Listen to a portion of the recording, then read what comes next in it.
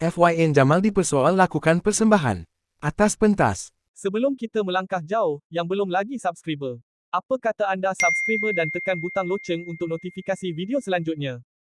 Penampilan penyanyi dan penulis lirik Fin Jamal di Atas Angin Festival pada Sabtu lalu menimbulkan persoalan di media sosial. Ramai yang terkejut melihat kemunculannya membuat persembahan terbuka selepas sebelum ini dikatakan tidak lagi mahu menyanyi di khalayak ramai. Persembahan itu berlangsung di rooftop My Town, Kuala Lumpur. Dan video nyanyian lagu Suatu Pernah Ketika turut tular sehingga mengundang pelbagai reaksi netizen.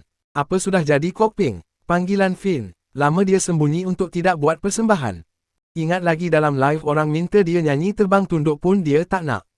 Siap marah sebab minta benda yang dia dah tak buat iaitu menyanyi, kata netizen. Saya follow saja Fin dulu selalu baca dia balas soalan netizen. Tapi ini rasa macam ada yang tak kena. Saya minta maaf, saya pun tak sempurna pendosa juga tapi sebab pakaian itu dan suasana macam ni, konsert. Tulisnya.